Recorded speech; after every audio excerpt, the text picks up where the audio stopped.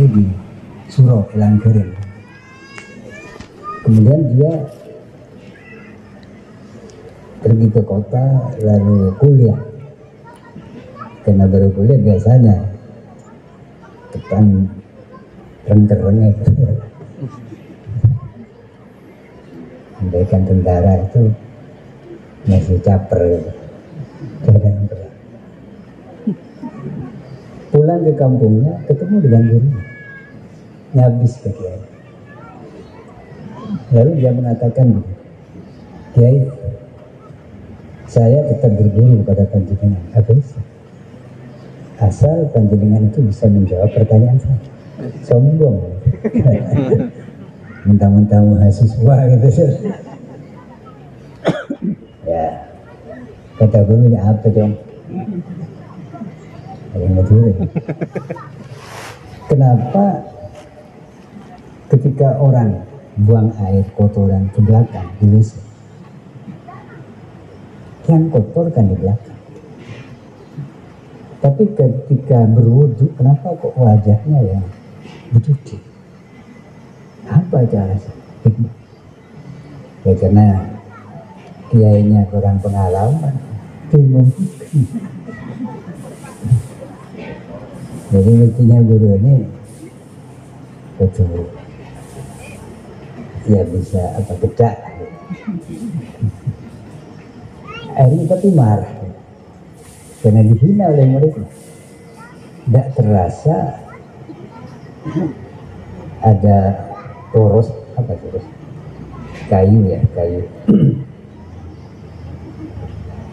Karena saking emosinya tidak terasa ngambil poros, dipukul muridnya pas di betis. Betis ini tulang yang paling sakit kalau dipukul. Karena itu dikatakan tulang adu. Aduh, ya. Saking sakitnya si murid ini mengatakan, Kiai, sakit Kiai. Kata Kiai, dong, kok mukul betis, cuma coron, emosi itu. Jadi terunggi jadi keberapa? Jadi ketika orang ke WC, nyetrum kemana? Tak itu kan, betul nyetrum ya, kecoron. Jadi ilham dari Allah nih. Jadi jangan macam-macam, jangan pun berulang terus. Jadi kalau kita ingin ilmu kita barokah, maka hargailah. Sekalipun mungkin kita sudah lebih alim, lebih pengalaman. Dan kalau kita ingin barokah hidup kita, hargailah orang tua, baik orang tua kandung yang menjadi sebab kita lahir, maupun orang tua yang menjadi sebab kita dapat jodoh mertua. Dari mertua tak hidup di sini, jadi menggala anak nomor tingkat Nyanyiannya ada nggak senyum itu namanya di alamnya. Ada 5 tahun, 10 tahun, dia berjalan mertua, tak ada ngeborong lah. Ini keterlaluan.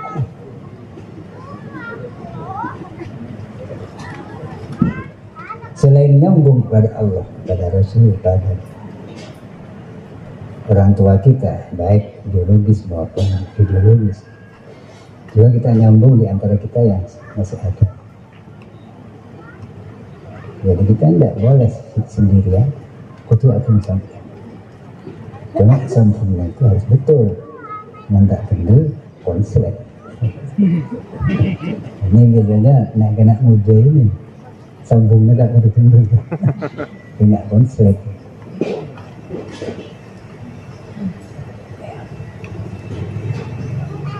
Jadi pada semuanya harus nyambung. Termasuk kita di antara yang sama. Kepada siapa? Dan sambungannya harus baik. Jangan sampai sambungan itu misalnya amoso, salam kocak, nyambung.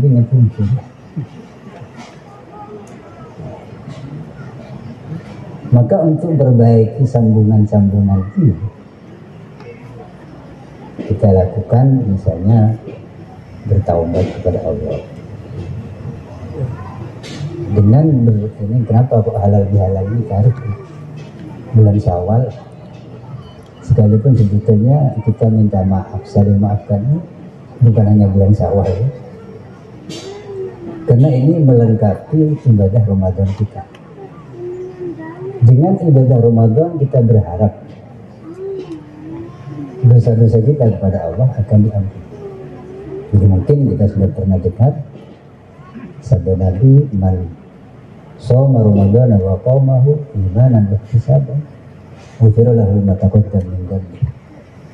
Orang yang melakukan ibadah Ramadan, apakah itu puasa, dia mulai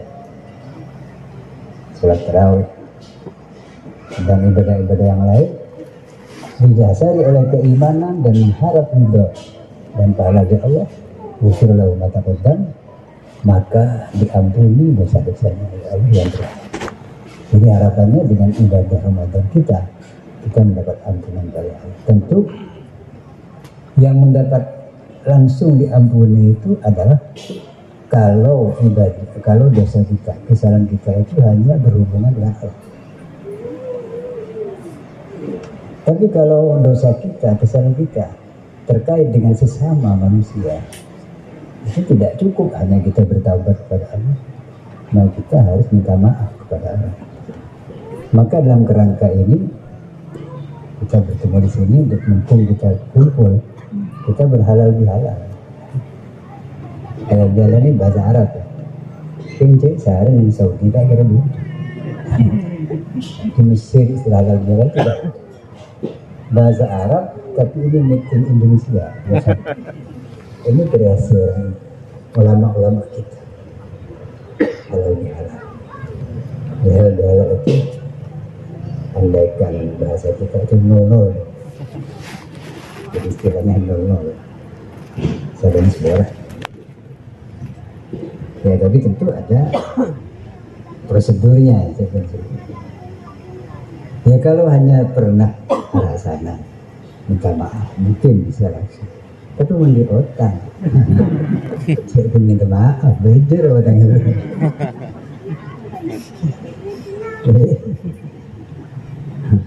Yang kata yang nyambur terlaksana saran seorang mbak ya harus sebut menjerotan dosa gitu.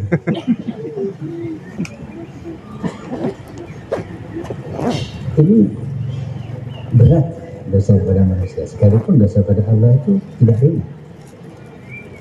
Tapi kalau dosa kepada Allah hanya ya, bukan hanya ya, jangan dihanyakan, itu antara kita dan Tuhan. Tapi kalau dosa kepada sesama, bukan hanya antara kita dengan Tuhan, tapi juga dengan orang yang kita dosai, yang kasih. Jadi segitiga. Dan manusia itu bukan Tuhan, memang bukan Tuhan. Sifatnya tidak salah. Tuhan itu Maha Wahab, dermawan, pemberi, termasuk pemberi maaf. Al-Karim ya, dermawan. Kemudian Maha Pemaaf, Al-Afu, Al-Ghafar, Maha Pengampun. Itu Tuhan. Tuhan itu menawar-nawarkan ampunannya kepada kita. Sehingga ketika akhir malam, Tuhan itu dalam hadis qudsi dijelaskan, wahai hambaku, barang siapa yang mau minta ampun, Allah akan seampun. Sayangnya kita tidak menawar tawaran Tuhan, tak nabur. Kita beri ampunan tak mungkin. Ini jadi Tuhan itu senang kalau kita itu mau minta-minta kepada Allah.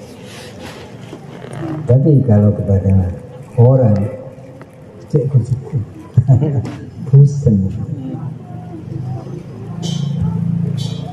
Dalam satu saya dikatakan, Allahu yaghdabu in tarakta su'ala. Tuhan itu marah kalau kita tidak mau minta-minta. Sombong. Kalau kita tidak mau minta-minta pada Tuhan itu sombong. Merasa kita tidak butuh. Padahal kita ini butuh pada Allah. Jadi nahnu apa? Kata Allah, ya ayyuhan nas antumul fuqara ila Allah. Wahai manusia, kalian itu butuh kepada. Hanya tinggal Ketika kita cujuh gitu, cujuh jadi tokoh, jadi apa, kita sudah ada butuh mereka soki buruk, mau kalah kejadiannya, buruk keras persis sama dengan Fir'aun. Fir'aun itu diberi kelebihan banyak oleh Allah, fisik yang gagah, kekayaan dan kekuasaan numpuk pada Fir'aun. Tapi sayangnya Fir'aun tidak puas dengan itu semua, karena dia itu memang tidak nyambung pada Tuhan. Akhirnya apa? Dia ngangkat dirinya sebagai Tuhan. Rakyatnya suruh nyebut. Manusia itu kalau sudah kadung apa ya, durhaka, melebihi setan. Maaf, setan itu tidak ada yang ngaku Tuhan. Iblis tidak. Memang iblis itu bandel, iblis itu durhaka. Tapi tidak pernah iblis ngaku Tuhan. Tetap mengatakan abdu, hamba. Tapi manusia ketika sudah durhakanya puncak, maka dia mengaku Tuhan. Fir'aun, Namrud. Akhirnya Allah mengutus Nabi Musa untuk mengingatkan Fir'aun. Barangkali mau ingat. Awalnya tidak mau. Kata Fir'aun kepada pembantunya Haman, "Wahai Haman, saya buatkan tangga supaya saya bisa naik ke langit, ingin lihat Tuhan yang Musa." Hebat, sombong. Akhirnya Nabi Musa, Allah menurunkan peringatan melalui musibah-musibah yang diberikan kepada Fir'aun dan kaumnya. Ketika kena musibah, Fir'aun itu sadar, tapi sebentar, sudah itu kambuh lagi. Bahkan yang terakhir, Fir'aun itu mau menghabisi Nabi Musa dan kaumnya dan Islam. Nabi Musa atas perintah Allah membawa kaumnya untuk hijrah dari Mesir ke Palestina, nyebrang Laut Merah. Untuk itu Fir'aun mengejar bersama pasukannya dari belakang. Nabi Musa lari sampai di pantai. Nah, kaumnya itu sudah buat, "Ya Musa, inna rabbaka." Musa, kita ini sudah jauh kebetulan dia tidak kecil enggak. Kata Musa, inna ya rabbi sakit. Kebetulan beri pengiran. Akhirnya tongkatnya dipukulkan ke laut, lalu terbukalah laut menjadi jalan. Lewatlah Nabi Musa bersama kaum. Sesudah Nabi Musa lewat dan sampai ke seberang, ke Gurun Sinai, Fir'aun mengejar sampai di tengah laut. Fir'aun kaumnya maka ditutup ya di laut itu sehingga tenggelam. Barulah ketika Fir'aun mau tenggelam, dia sadar, saya ini bukan Tuhan. Baru sadar, katakan amantu bil mana birubis. Tidak, Alladzi amal bil, ini yang abang tidak. Amantu bil lagi atau bil, ya pokoknya begini terjemahannya. Saya sekarang beriman dengan Tuhan yang diimani oleh Bani Israel, yang disembah. Ini baru sadar, tapi sudah mau mati, terlambat. Ini datang dah tutup. Jadi mudah. Siapa yang menjamin? Bayi itu banyak yang anak-anak yang belum balik mati juga. Untung kalau masih kecil tidak balik. Tapi kalau seperti mahasiswa ini sudah mulai berdosa. Manhal, itu abekir. Ya, sudah membuat buah mati. Antara bernasikin bersatu, antara sedikit dan ditongkak. Nah, itu kan 63. Saya sekarang masih umur 20 tahun. Dan ke situ kalau Pak boleh tahu siapa yang menjamin? Oke, semester setong. Jangan-jangan maaf. Mudah-mudahan tidak. Nah, keluar jalan raya, Pak entah ngambil lagi, sama. Ya kita berambil tahun. Ini semuanya ada. Jadi kematian itu hanya Tuhan yang tahu.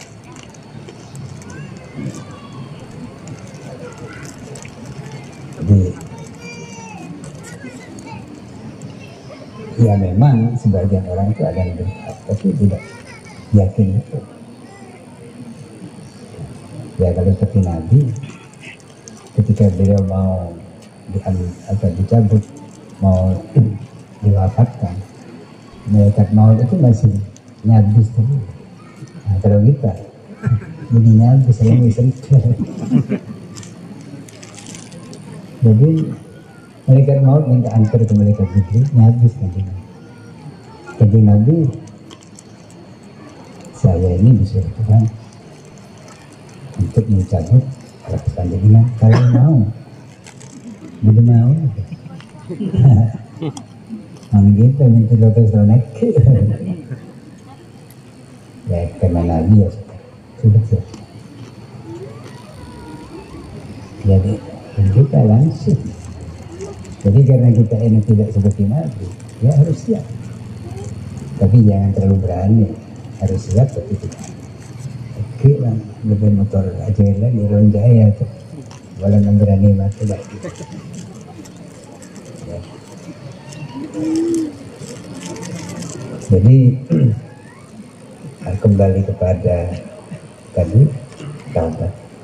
Jadi halal bihalal ini adalah salah satu bentuk juga taubat. Sebab taubat itu kalau hubungannya dengan sesama manusia harus minta maaf kepada orang. Dan kalau ada kaitannya dengan materi, dengan harta, kalau memang dituntut untuk mengembalikan ya kembali supaya tidak itu diatur. Sebab kesalahan, dosa, kandungan kepada sama itu panjang urusannya, tidak akan selesai. Kalau dunia mungkin kita bisa berkelit, tapi di akhirat kita tidak bisa berkelit di hadapan Tuhan, pasti akan diadab. Nabi pernah bersabda, "Atadruna manil muflis?" Tahukah kalian siapa orang bangkrut itu? Sahabat menjawab sesuai dengan kebiasaan hidup manusia.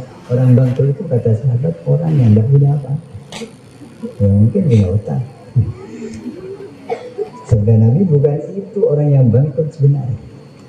Orang yang bangkrut sebenarnya orang yang selama di dunia dia itu rajin sholat, rajin puasa, bahkan haji dan umroh juga dia. Tapi selain rajin ibadah juga rajin banyak. Sekalipun kadang-kadang kita tidak sadar bahwa kita itu sudah melanggar hak. Misalnya arasana. Nah, arasana orang itu sebetulnya melanggar. Sebab hak itu bukan hanya materi. Hak itu bisa berupa harga diri, kehormatan. Ketika kita ngerasain orang, berarti kita sudah melanggar kehormatan. Itu dosa. Cuman sekarang ini itu dianggap biasa, bahkan itu adalah komoditas yang paling laku. Coba di TV yang paling laku itu program apa? Berhenti. Gosip.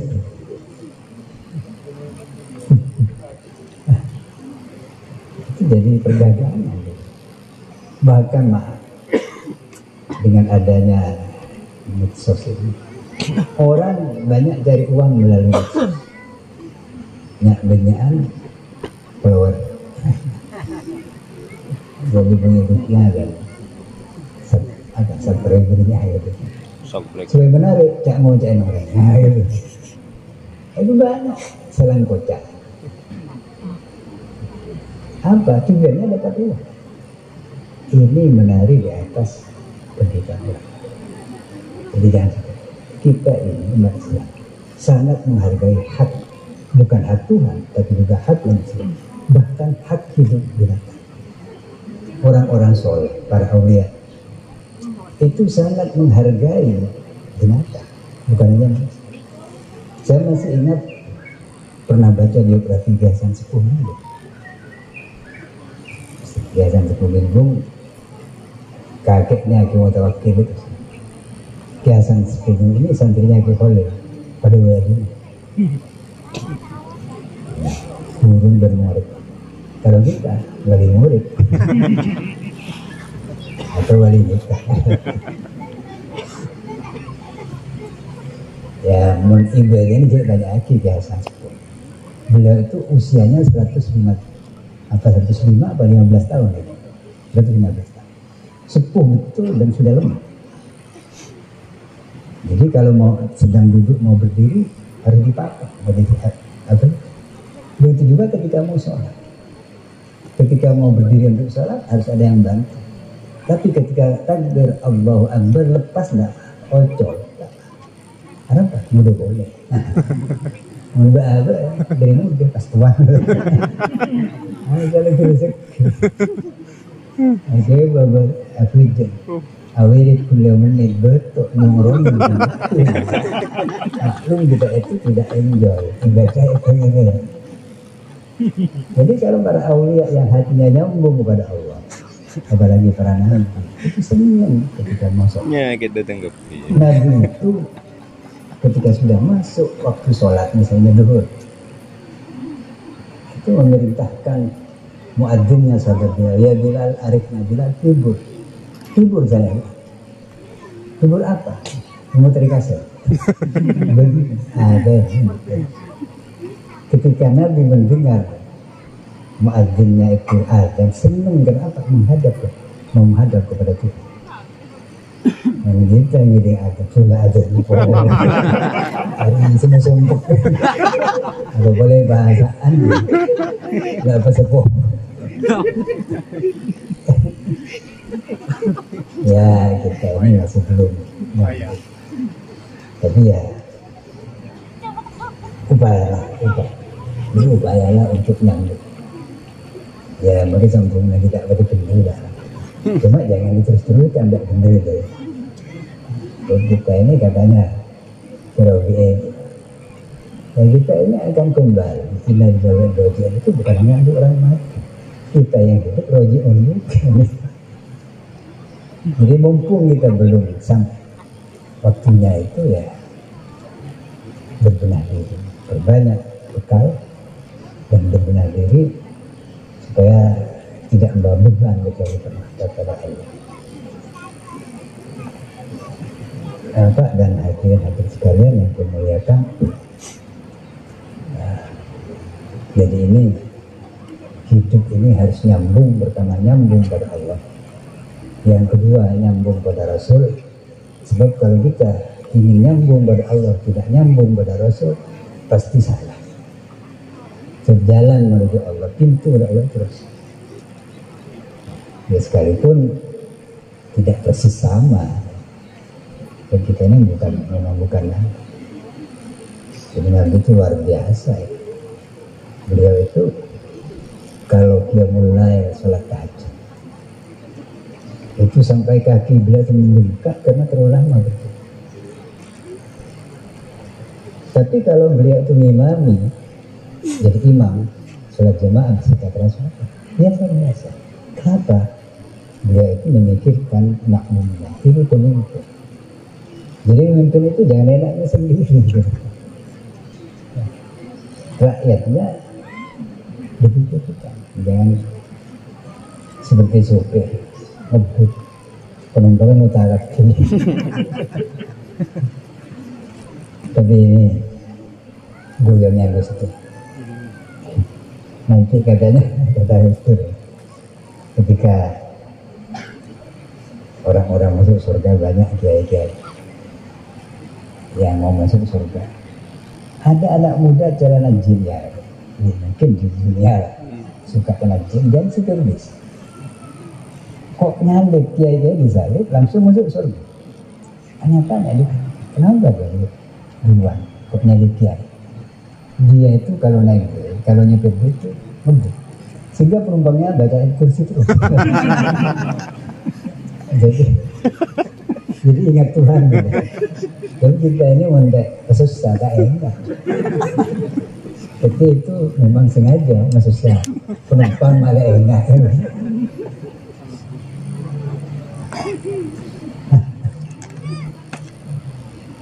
Jadi ini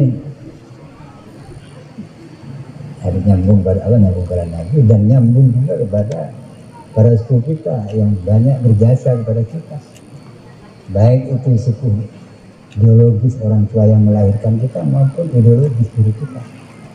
So, tanpa beliau-beliau itu ya kita tidak akan lahir, atau kalau lahir tidak jadi orang. Dan sekarang ini banyak langsung pada Tuhan, langsung pada Nabi gitu. Jadi peran ulama, peran guru-gurunya itu ya. Jadi sekarang ada, kalau Bung Karno dulu punya apa ini, semboyan jas merah, jangan sekali-kali melupakan sejarah. Kalau kita ini katanya jas hijau, jangan sekali-kali melupakan jasa ulama.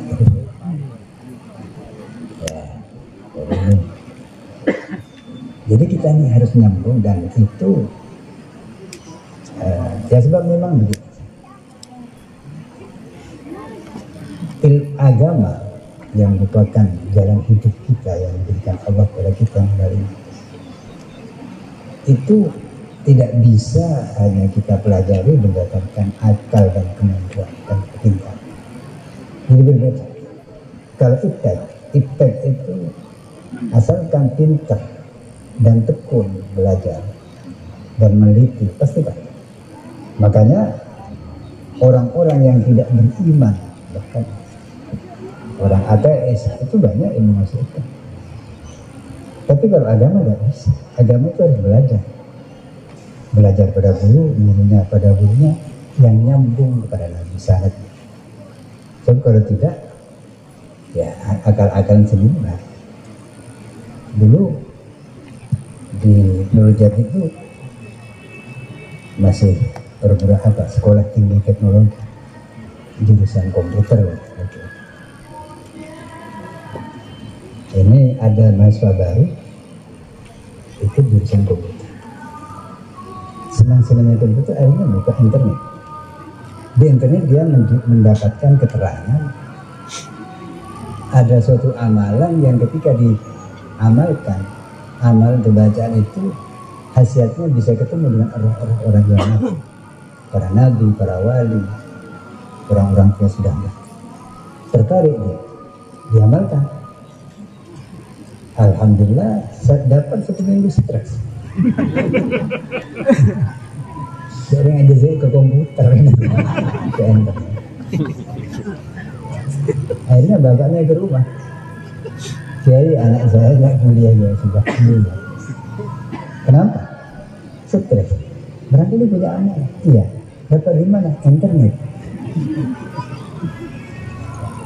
Ini sekarang ini saja.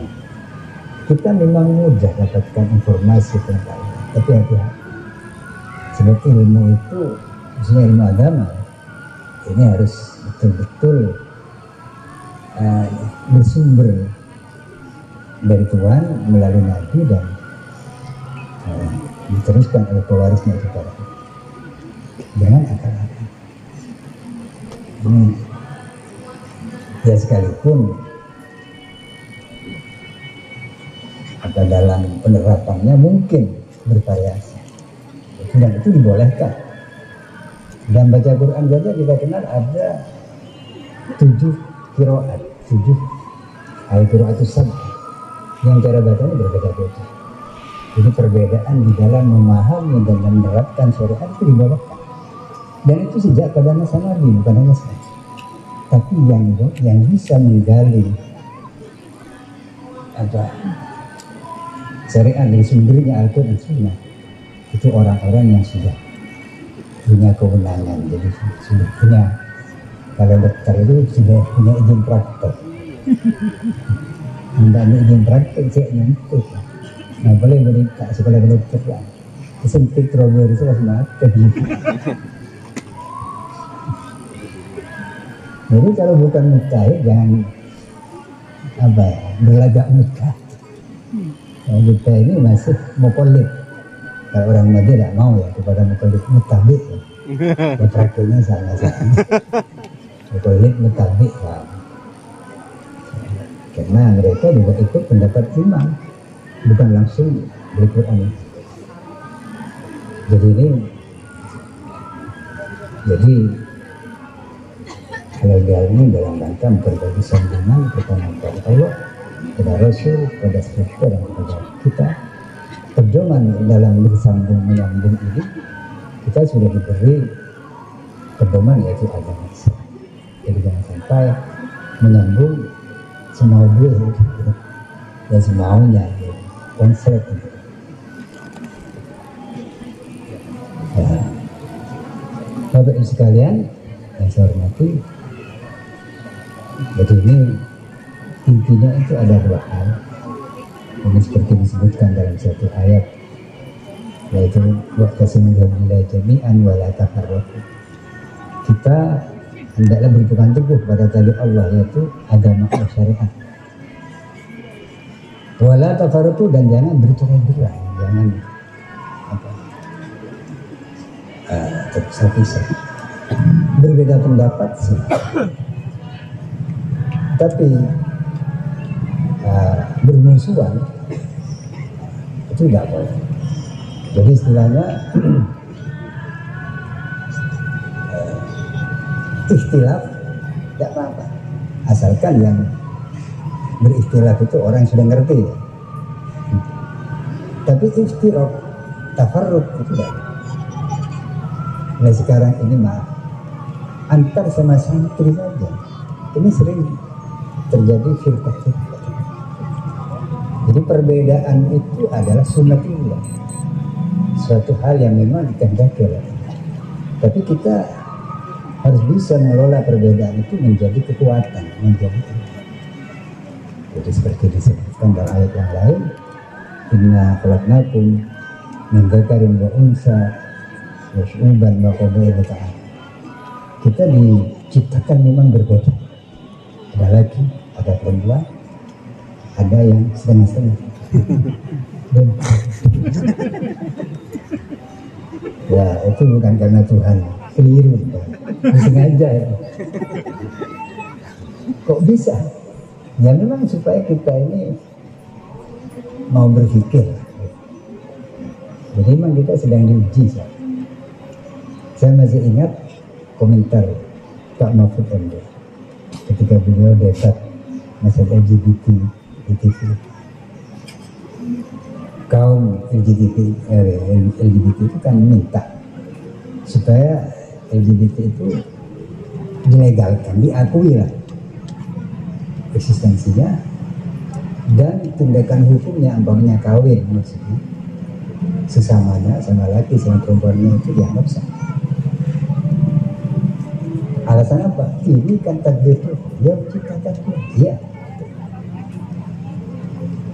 Tapi mengapa ketika kita mau lapar makan nasi, mengapa milih nasi? Kok tidak milih batu? Itu semua ciptaan Tuhan. Ini sudah diingatkan supaya segera selesai.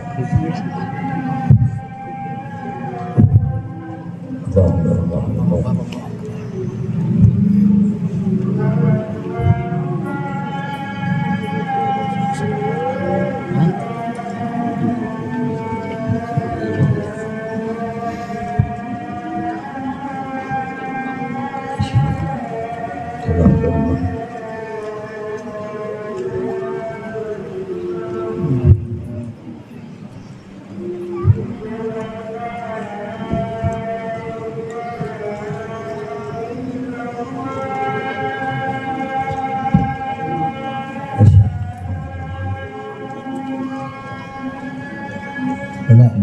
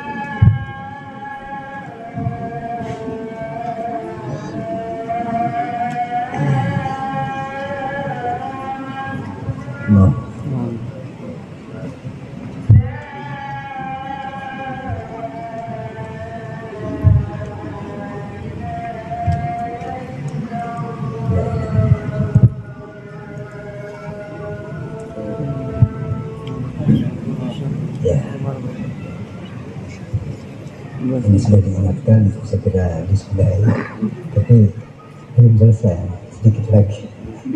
Minta izin kepada pamit, karena itu ditanya Pak Mahfud itu penting. Jadi kata Pak Mahfud, semua takdir Tuhan. Kenapa Anda itu tidak mau sakit? Enak, maunya sehat. Semua kan takdir Tuhan. Artinya apa? Tidak semua yang ditakdirkan oleh Tuhan itu harus kita ambil. Sama dengan kata manusia. Lapar manusiawi, durhaka manusiawi, maksiat. Memang malu atau manusia kan manusia habis. Tapi mengapa ketika kita lapar kok cari nasi? Kok tidak dibiarkan lapar karena manusiawi? Tapi ketika kita melakukan dosa, nggak mau bertobat, kenapa? Alasannya manusiawi. Roceh gitu. Manusia bernafsu, hanya dari ini. Ya maaf, ini orang yang bukan membela yang benar, tapi bela yang bayar pada diri nafsu. Ya memang kebenaran itu pahit, tapi menyelamatkan dan berakhir dengan kebahagiaan. Jadi orang berkata benar itu memang baik, tapi kalau harus berkata benar, maka kita harus lakukan sekalipun baik. Jadi kulil haqqa walau kana murra. Hanya begini, kita ini kalau bisa bagaimana kebenaran bisa disampaikan tapi menyenangkan. Makanya seperti balai-balai itu, mengapa kok banyak guyon gitu? Ya itu supaya tidak stres. Apa pendengarnya menurusin mereka melulu itu.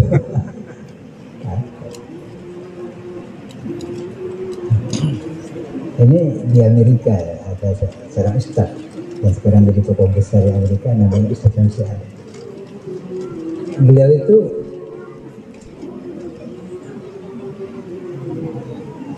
diajak temannya, diperkenalkan temannya seorang bule,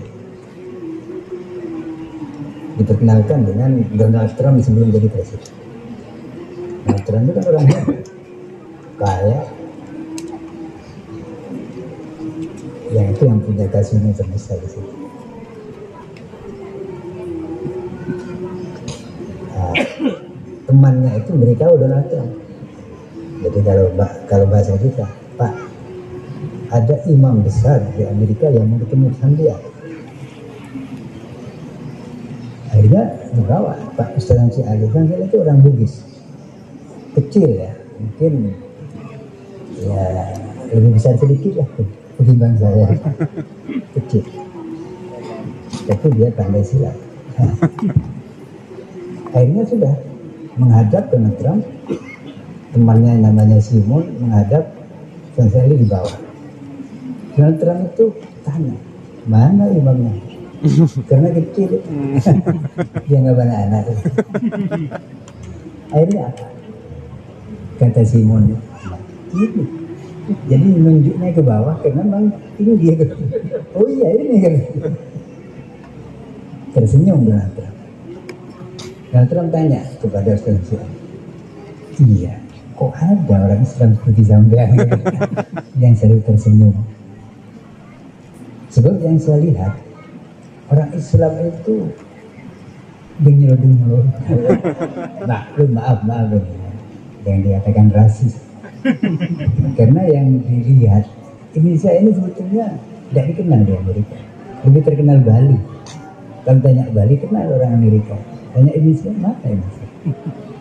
Tanya orang Muslim di Asia Tenggara, Malaysia, Indonesia enggak. Jadi itu kata Donald Trump, saya itu setiap melihat tokoh Islam di TV kok selalu tidak pernah tersenyum. Orang Arab kan serius tuh, tapi Arab sana, bukan Arab sini. Saya kira ada Arabnya di sini. Arab Saudi itu yang ngebom. Tapi kalau Arab sini insya Allah enggak. Khair. Nah, kata Ustaz Syamsi Ali, iya Pak Donald, ya, Pak Trump, saya sebelum ketemu Zambia, saya juga punya persepsi, artinya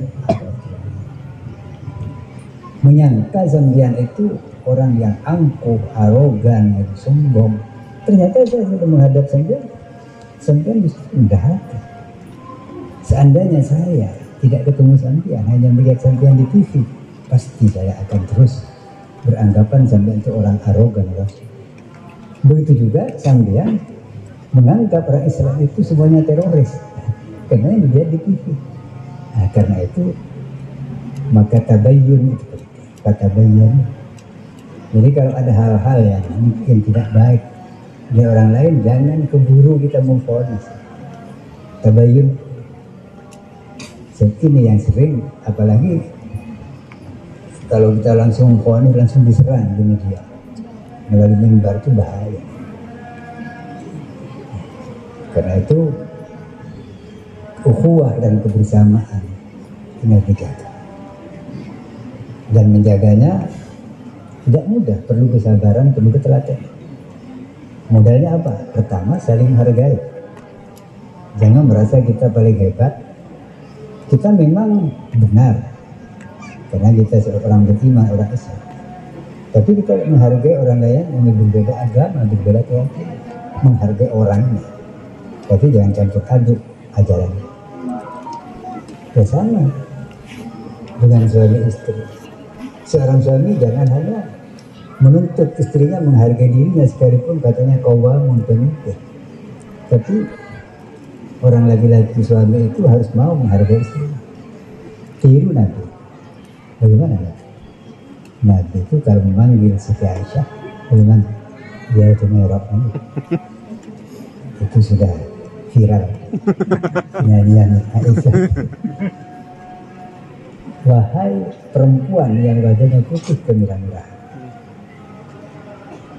mapan, mangkan minta botnya botnya. Yang mau botnya saya enggak, pemerintah.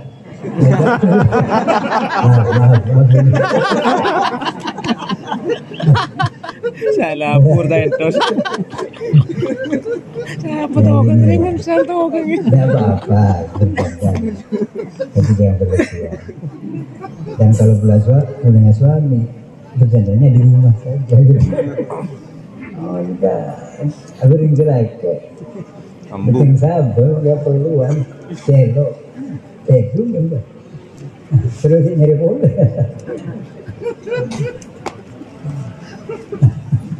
Jadi ini saling menghargai. Ya, jangan hanya menuntut perempuan yang katanya apa harus taat kepada suaminya, tapi suaminya harus mau. Maka Nabi itu ketika mengingatkan saya benar. Dan selain itu juga saling memahami gitu ya. Jadi menghargai itu kalau tidak paham bisa keliru. Jadi ada orang Madura tidak tahu bahasa Jawa, kawin orang Jawa, orang Malang. Kawin di mana? Suatu ketika orang Madura ini ngetop taksi. Berhenti taksinya. Orang Madura itu mau naik ke taksi. Ada orang Jawa turun. Kata yang Jawa, mas, gentosan. Apa gentosan? Kemudian. Yang Madura gitu. Yang Madura kan gak ngerti. Maju menggentosan.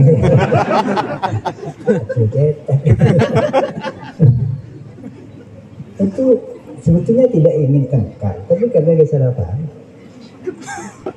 Jadi karena itu kita ingin menghargai orang, harus tahu budaya dia, harus tahu karakter dia, hobi dia. Enggak, maaf kembali lagi ini suami istri, tapi ini kalau yang belum, kalau masih mahasiswa ini terapkan nanti, jangan sekarang. Misalnya, yes, orang laki-laki itu kan biasanya kasar, kaku. Orang perempuan halus, lembut, itu karakter biasa. Ya memang ada yang kaku seperti Laila Ali petinju Amerika itu. Kalau tidak kaku tidak akan jadi petinju. Tapi insya Allah kalau di kamar lemes. Bisa setel. Di demo deh Pak. Jadi misalnya pergian suami istri, ini harus ngerti yang laki memahami yang perempuan ngerti. Karena orang laki-laki itu kasar, tidak usah dan mandi berpakaian seperempat jam selesai. Sementara perempuan mandi dia akan berpengit. Mereka betul nyerapi dia ajudan. Enggak ngajar, enggak ngajar. Ini bagi bapak-bapak. Ya harus paham. Jadi suaminya itu dia sabar menunggu. Tapi sebelumnya saya tidak bikin, pembeli saya dekat. Itu namanya saling menghargai dan saling. Dan tentu sebagai manusia kita ini pasti punya salah, bahkan dosa. Karena itu maka saling memaafkan itu penting dalam kehidupan, bukan hanya dalam kehidupan rumah tangga. Jadi saling menghargai, memahami, memaafkan ini dalam kehidupan baik dan kehidupan rumah tangga dan kehidupan bertangga bermasyarakat maupun berbangsa. Dan menghargai bukan berarti mengikuti enggak. Ya.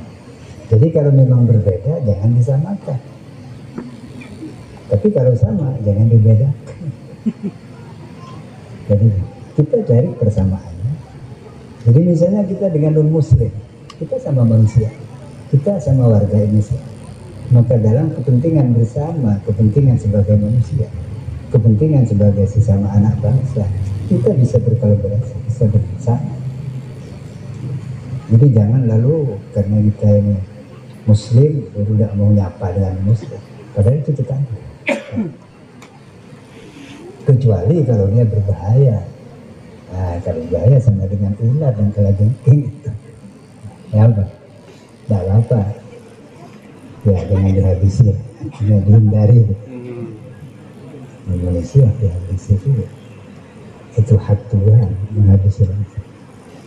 Nah, kalau kita diserang atau diganggu, jangan jadi hakim sendiri. Jadi kalau bisa kita serahkan Tuhan, Tuhan yang adil. Tapi kalau kita masih marah, bawa ke polisi. Dia diproses di pengadilan. Jangan menghakimi sendiri. Kenapa? Sebab ketika kita menghakimi sendiri dan kita membalasnya, belum tentu pas. Misalnya dia hanya maki-maki. Saking marahnya kita, selain maki juga mukul. Nyosok. Nah, di akhirat maki-makinya bangkok, mukul lah. Itu dosa. Biasanya orang emosi itu kan kadang-kadang nggak terasa tangannya itu berbicara, bukan hanya mulutnya. Jadi ini karena itu kesabaran itu modal terbesar dan menjaga ukhuwah dengan sabar. Karena itu pahala kesabaran itu tidak terbatas. Innama yuwaffas sabirun ajrahum bighairi hisab. Orang-orang sabar itu oleh Allah balas pahalanya tanpa terhitung. Sehingga ketika orang puasa, karena puasa itu kan minta surga ya bisa. Allah dalam diskusi berfirman,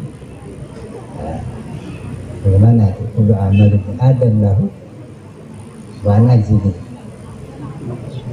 Kullu amal ibn Adam lahu gitu ya. Semua amal ibadah manusia itu lahu untuk dia, termasuk sholat. Bagaimana itu? Al-hasanatu bimisli amsalih rodak itu. Jadi satu kebaikan dibalas dengan 10 kali lipat. Sejalan dengan Al-Quran, menjadi ambil hasanah kepada asyarakat. Jadi Allah itu maha pemurah. Kita berbuat baik satu, balasannya 10. Bahkan kalau sholat di Masjidil Haram 100.000 kali. Kincir itu kita tong TV, rasa minyak kincuran. Ada orang berhaji, mungkin dia tahu bahwa sholat di Masjidil Haram sekali sama dengan 100.000. Orang berhaji itu biasanya di Mekah 1 bulan. Kalau penuh 1 bulan dia sholat jamaah di Masjidil Haram 100.000 bulan. Ini lebih dari terbaik. Tapi ada orang yang menghitung sendiri Pak. Ketika pulang tidak sholat. Ditanyakan oleh tangannya, Pak, sambian ini kada asal kaji tak tahu itu. Dong mana kok lecet tero dong. Tak beres.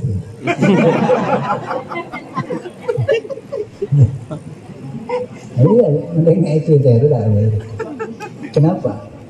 Orang itu kalau berbuat baik, apalagi amal ibadah, puasa apalagi haji, maka kalau amalnya diterima, pasti sesudah melakukan amal itu adalah semakin baik, bukan semakin buruk. Ini perlu sebagai tes kita. Jadi kata ulama, alamatu qabulil a'mal an tad'uha al-hasanatu 'ala tawab. Tanda suatu amal diterima oleh Allah, kayak kemarin melakukan amal itu, orang itu semakin baik, semakin baik. Ya tapi kalau keliru tidak bisa dihindari, tapi semakin banyak. Jadi kalau ada orang dengan dia amal sampai hitung apa pahala, itu tandanya amalnya ada itu ujub. Ujub itu termasuk yang batalkan pahala. Nabi sendiri itu pernah bersabda begini, la yadkhulu al-jannata ahadun bi amalihi. Orang itu tidak masuk surga karena amalnya. Kan enak, malam itu tidak usah sholat. Lalu sahabat bertanya, ya Rasul, wala anta. Ya Rasul, bagaimana panjenengan? Apa begitu juga? Panjenengan tidak masuk surga karena amal tadi? Iya. walaan, saya juga begitu. Tapi ada ilahnya, kecuali ilah ayat awam madian Allah birahmati, kecuali Allah mencurahkan rahmatnya kepada kita. Kalau kita sudah disayang oleh Allah, pasti masuk surga, bukan amal. Oleh karena itu ketika kita beramal tapi sombong, ujub, maka amal itu tidak diterima. Karena itu kita mengandalkan rahmat Allah, tapi tidak boleh. Nah, mau begitu doa saja mohon rahmat harus al-fidin. Begini, untuk mendapat rahmat Allah kita ini harus terucap. Apa yang diperintahkan lakukan, apa yang dilarang jauhi. Itu untuk mendapatkan rahmat, bukan karena itu mengantarkan ke surga. Sama dengan orang tua punya anak, anaknya terucap taat tunduk, pasti senang orang tuanya, anaknya belum minta sudah diberi. Sekalipun Allah itu lebih dari orang tua, karena itu orang bandel pun diberi oleh Allah. Jadi untuk mendapat rahmat Allah itu harus taat. Jadi kalau sudah taat jangan taat. Bahkan sekalipun kita sudah berbuat baik, tapi sombong dengan amal kita, jangan-jangan itu habis amal itu karena kesombongan. Termasuk dengki iri ini bisa merusak amal. Ya, oleh karena itu kita harus banyak muhasabah, introspeksi. Jadi segera kembali ke jalan yang benar, yang tidak baik segera diperbaiki, dan sudah baik ditingkatkan. Perihal terjerumus pada kekeliruan, tergelincir, segera bertaubat, asalkan taubatan nasuha. Taubat isi muslim, apa taubat? Dimulai dengan penyesalan, mengaku salah, dan berhenti dari perbuatannya, kemudian mohon ampun pada Allah, bertekad untuk tidak mengulang lagi dosa-dosa. Bagaimana dengan kita kan manusia? Dosa itu kan tempatnya di manusia. Tidak apa-apa, asalkan bukan hanya tergelincir gitu. Nah, bahkan ada diskusi yang mengatakan, andaikan seluruh makhluk jin dan manusia ini semuanya ada yang berdosa, niscaya aku kata Allah akan menciptakan makhluk yang lain yang mereka berdosa, tapi sudah berdosa mereka beristighfar. Jadi kita ini memang tidak diciptakan sempurna, tapi kita harus berusaha untuk sempurna. Tapi jangan merasa sempurna, jangan merasa sudah baik, tapi berupaya baik. Maka tiap hari kita harus muhasabah. Ini mungkin kita masih ingat dulu tukang tarhem di pondok yang ada di sini. Itu hasibu anfusakum qabla an tuhasabu. Kita bermuhasabah, evaluasi diri sebelum dihisab. Jadi sebelum dihisab kita evaluasi, dan itu lakukan tiap hari. Jadi itu barangkali hal-hal yang perlu kita renungkan dalam halal bihalal. Mudah-mudahan ini jadi sarana muhasabah bagi kita, sehingga kita akan terus meningkat grafik hidup kita, bukan menurun maupun tadi dan gedan. Baru aja nih alam cak. Jadi ini harapannya begitu, sehingga makin hari makin baik. Dan ketika kita mengakhiri hidup kita, harapan kita itu adalah husnul khotimah. Jadi sekarang andaikan kita merasa baik, kita belum tentu di akhir hayat kita terus baik.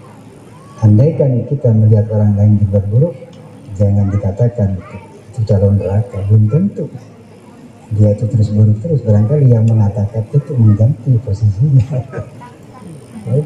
Dikatakan menjadi hadis, man ayyar akhahu bidzambin dan yamut hatta yaqta. Orang itu kalau mencela orang lain karena suatu perbuatan dosa, jadi yang mencela orangnya bukan perbuatan. Lam yamut hatta yaqta, dia tidak akan mati sehingga akan melakukan dosa yang pernah dicelanya kandang itu cecak kerocak. Cecak kerocak. Kita ini sama-sama manusia macam manusia. Tapi bukan berarti lalu kita diam ketika ada kemungkaran. Tapi cecak kerocak kita harus mengingatkan aja dengan cara-cara yang ma'ruf. Jadi nahi mungkar jangan dengan cara yang mungkar juga. Nahi mungkar dengan cara yang ma'ruf. Begitu juga amar ma'ruf. Jangan dengan cara yang mungkar, tapi dengan cara yang ma'ruf. Begitu Bapak-bapak, Ibu serta teman-teman sekalian, ungkapan kegembiraan saya atas pertemuan ini. Mudah-mudahan pertemuan ini menjadi pertemuan yang diridhai oleh Allah. Pertemuan yang bawa barokah.